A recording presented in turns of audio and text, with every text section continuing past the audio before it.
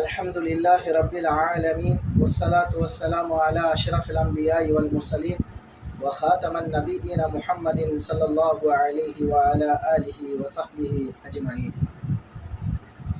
எல்லாம் வல்ல அல்லாஹ்வின் நல்லடியார்களே, சூனியத்துடைய பாதிப்பு ஒருவருக்கு இருக்கிறது, இன்னொருவருக்கு ஜின்னுடைய பாதிப்பு இருக்கிறது. இப்போ இவங்களுக்கு எப்படி ஓதி பார்க்கிறது, சரியான வழிமுறை என்ன? இப்போ நிறைய பேர் என்ன பண்ணுறாங்க, தர்காக்களுக்கு போகிறாங்க. சில பேர் மாற்று மத சகோதரருடைய வழிபாட்டு தலங்களுக்கு போகிறாங்க. அது மட்டும் இல்லாமல் பல மந்திரிக்கக்கூடிய சாமியார்களிடத்திலும் பூசாரிகளிடத்திலும் ஃபாதிரிமார்களிடத்திலும் அதே போன்று தர்காக்களில் இருக்கக்கூடிய ஓதி பார்க்கக்கூடிய மந்திரவாதிகளிடத்திலும் போயிட்டு ஓதி பார்க்குறாங்க.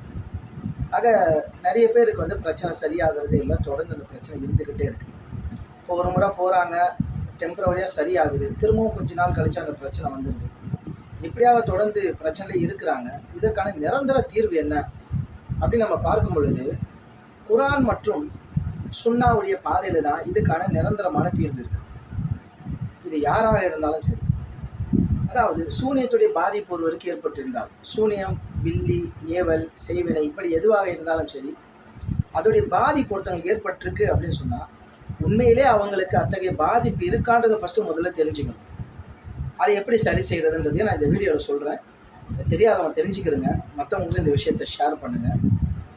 அதாவது ஒருத்தவங்களுக்கு சூனியத்துடைய பாதிப்பு இருக்குது அப்படின்னு சொன்னால், அந்த பாதிப்பு இருக்கக்கூடிய அவர்கள் முஸ்லீம்களாக இருந்தாலும் சரி, முஸ்லீம் அல்லாத சகோதர சகோதரிகளாக இருந்தாலும் சரி, அவர்களை ஒது செய்ய வைக்க வேண்டும்.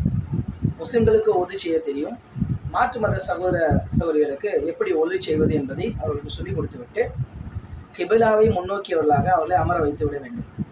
பிறகு அவர்களுக்கு அருகாமையிலே ஓதி பார்க்கக்கூடிய அந்த இமாம் அவர்களுக்கு வலப்பக்கமாகவோ இடப்பக்கமாகவோ அல்லது அவர்களுக்கு முன்பு அவர் அமர்ந்து கொள்ள வேண்டும். அப்படி ஓதி பார்க்கக்கூடிய அந்த இமாம் தன் கைகளிலே ஒரு கிளாஸ் தண்ணீரை வைத்துக் கொள்ள வேண்டும், அல்லது ஒரு செம்பிலே கூட இப்படி தண்ணியை எடுத்துக்கிட்டாலும் ஓகே தான். ஆக ஒரு செம்பு தண்ணீர் அல்லது ஒரு கிளாஸ் ஃபுல்லாக தண்ணி எடுத்துக்கணும்.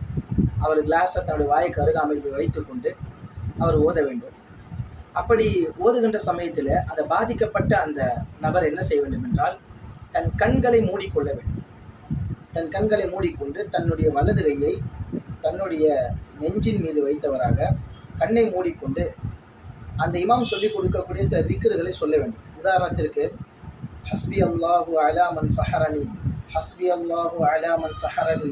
சூனியத்துடைய பாதிப்பு ஒருவருக்கு இருக்குமே ஆனால் அவர் ஹஸ்பி அல்லாஹு அலாமன் சஹரனி, ஹஸ்பி அல்லாஹு அலாமன் சஹரனி என்று மனதிற்குள்ளாக சப்தம் இல்லாமல் சொல்லிக் கொள்ள வேண்டும். ஜின்னுடைய பாதிப்பு இருந்தால் ஹஸ்பி அல்லாஹு அலாமன் வஸ்வசனி, ஹஸ்பி அல்லாஹு அலாமன் வஸ்வசனி, ஹஸ்பி அல்லாஹு அலாமன் வஸ்வசனி என்று கண்ணை மூடிக்கொண்டு மனசுக்குள் சத்தம் இல்லாமல் சொல்ல வேண்டும். சரிங்களா? அதுக்கு அடுத்ததாக கண்ணீர் போன்ற பிரச்சனை இருக்குது, அவங்க பதற்றத்தில் இருக்காங்க, பயத்தில் இருக்கவங்க, ஆங்ஸைட்டி போன்ற பிரச்சனையில் இருக்கிறாங்க.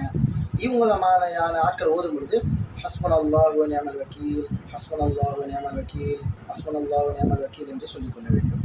இதை மௌனமாக மனதிற்குள் தான் சொல்ல வேண்டும், கண்ணை மூடிக்கொண்டு. அந்த இமாம் ஓதி முடிக்கின்றவரை அவர்கள் கண்ணை திறக்கக்கூடாது. இப்படியா ஓதக்கூடிய அந்த இமாம் ஒரு டம்ளரில் தண்ணி எடுத்துக்கணும், அல்லது செம்பில் கூட அவர் தண்ணி எடுத்துக்கொண்டு தன் வாய் கருகாமல் வைத்துக்கொண்டு, சூனியத்துடைய பாதிப்பு உள்ளவங்களுக்கு என்ன செய்யணும்னு சொன்னால், சூரா ஃபாத்திஹாவை 7 முறை ஓதும். ஒவ்வொரு முறையும் ஓதி முடிக்கும் பொழுதும் இந்த தண்ணியில் ஊதம் என்று ஊத வேண்டும். இப்போ நான் செய்து காட்டுறேன் பாருங்கள். இப்போ ஓத ஆரம்பித்தாச்சு, அவங்க கண்ணை மூடிக்கணும். அஊது பில்லாஹி ஸமீஇல் அலீம் மினஷ் ஷைத்தானிர் ரஜீம் மின் ஹம்ஸிஹி வ நஃப்ஸிஹி வ நஃப்ஸிஹி. பிஸ்மில்லாஹிர் ரஹ்மானிர் ரஹீம். அல்ஹம்துலில்லாஹி ரப்பில் ஆலமீன் அர்-ரஹ்மானிர் ரஹீம் மாலிகி யௌமித்தீன். இய்யாக நஅபுது வ இய்யாக நஸ்தஈன். اهدنا الصراط المستقيم صراط الذين أنعمت عليهم غير المغضوب عليهم ولا الضالين.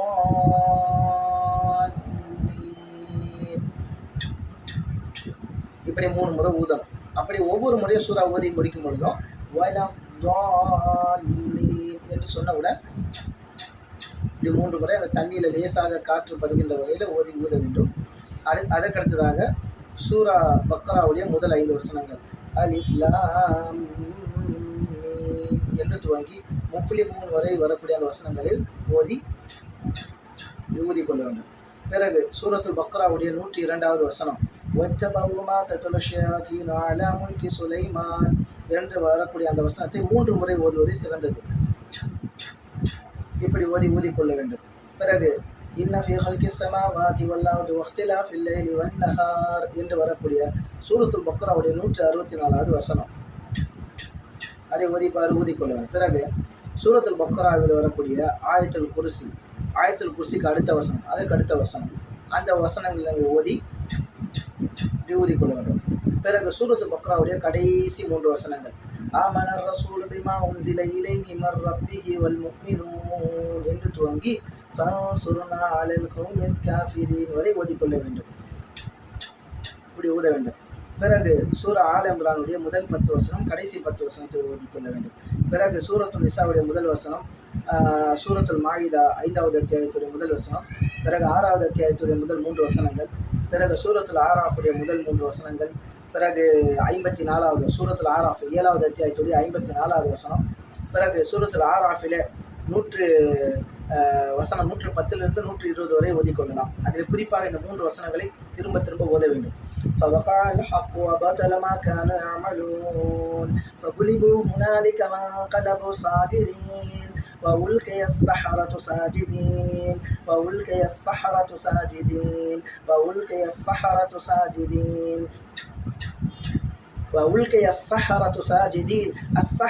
சாஜிதீன் என்று இந்த வசனத்தை மட்டும் திரும்ப 7, 21 அல்லது 100 முறை கூட ஓதலாம்.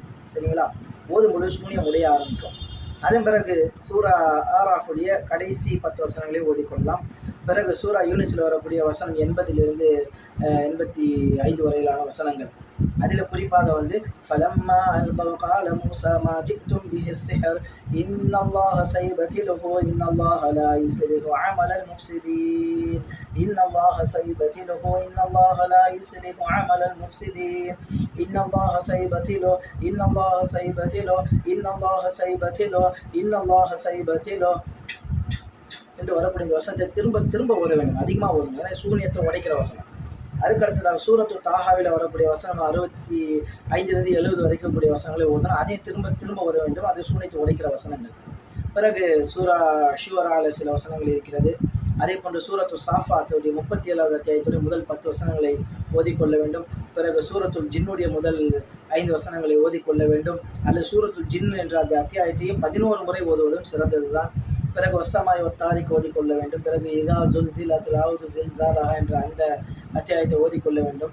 பிறகு குல் வல் அஹத் ஃபலக் நாஸ் அந்த அத்தியாயங்களை 3 முறை ஓதி தண்ணீரை ஊதிக்கொள்ள வேண்டும். இவ்வாறு ஊதி பாதிக்கப்பட்ட அந்த நபருடைய முகத்தில் தண்ணீரை தெளித்து அடிக்க வேண்டும். வேகமாக கையில் ஊற்றி அதன் முகத்தில் வேகமாக தெளிக்க வேண்டும். பிறகு அவர்களை கண்ணை திறக்க சொல்லணும். மேலும் இன்னும் பல வசனங்கள் இருக்கிறது, பல சூறாக்கள் இருக்கிறது. இவையெல்லாம் தொடர்ந்து நீங்கள் ஓதிக்கொண்டே இருக்கின்ற பொழுது அவர்களுடைய சூனியங்கள் உடைந்துவிடும். இப்படியாக பாதிக்கப்பட்ட அந்த நபரை 1-2 நாட்கள் அமர்ந்து உட்கார வைத்து ஓதுகின்ற பொழுது சூனியங்கள் உடைந்து விடுகின்றன. அதிகமான சூனியங்கள் இருக்கின்ற பொழுது ஒன்றன் பின் ஒன்றாக உடைந்து கொண்டே இருக்கும். இப்படியாக முற்றாக அந்த சூனியங்கள் உடைகின்ற வரை அவைகளை ஓதிக்கொண்டே இருக்க வேண்டும். அது எத்தனை நாட்கள் ஆனாலும் சரி. இதுதான் ஓதி உடைக்கிற முறை. இப்போ பார்த்தீங்கன்னு சொன்னால், இப்போ அவருக்கு சூனியத்துடைய பாதிப்பு இருக்கா இல்லையா, அதை எப்படி தெரிஞ்சுக்கிறது அப்படின்றது பொழுது அதுக்கு 3 அடையாளங்கள் இருக்குது.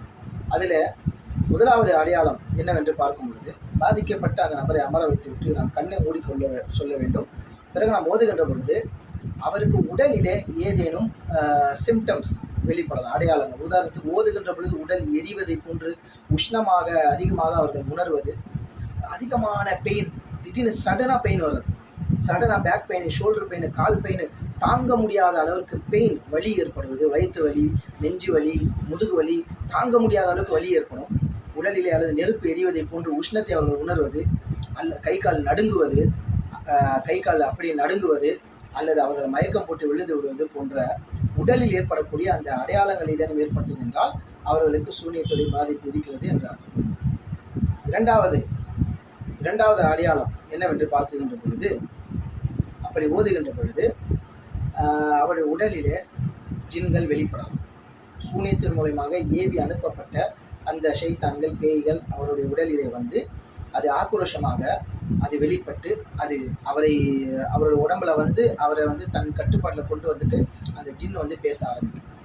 அந்த பேய் பேசும். அப்போ அது வந்து கத்த ஆரம்பிக்கும் அல்லது எழுந்து ஓட ட்ரை பண்ணும். அப்போது அந்த ஜின் வெளிப்படும் பொழுது தெரிஞ்சுக்கலாம் அவங்களுக்கு பிரச்சனை இருக்குது. 3வது அடையாளம் என்னவென்று பார்க்கும் பொழுது, அவங்களுக்கு இந்த உடம்புல எந்த பாதிப்பும் இருக்காது, அவங்களுக்கு ஜின் எதுவும் வராது. பட் ஆனால் அவங்க சில காட்சிகளை பார்ப்பார்கள். கண்ணை மூடிக்கொண்டு அமர்ந்து கொண்டு இருக்கின்ற பொழுது, கனவுல எப்படி நம்ம தூங்கி இருக்கும் பொழுது கனவு காண்றோம், அதே போல பல காட்சிகளை அவர்கள் பார்ப்பார்கள். அல்லது அவர்களை ஷைத்தான்கள் ஜின்கள் போன்றவை வந்து அச்சுறுத்தும். ஆக இப்போ காட்சிகளை பார்ப்பாங்க. இந்த காட்சிகளை பார்ப்பார்களே ஆனால் அதை வைத்து அது சூனியமா அல்லது ஜின்னா கண்ணேரா போன்ற விளக்கங்களை வந்து நம்ம வந்து அவங்களுக்கு சொல்லிடலாம். ஆக இந்த 3 அடையாளங்கள் வெளிப்படவில்லை என்றால் அவரை 1 நாள் 2 நாள் 3 நாள் அவர் உட்கார வச்சு ஓதி பார்க்கணும். அத்தனை நாளும் அவர் அமைதியாக இருக்கிறாரு, அவருக்கு எந்த விஷயங்களும் வெளிப்படலைன்னு சொன்னால் அவருக்கு எந்த பிரச்சனையுமே கிடையாது, அவர் நார்மலாக இருக்கார்.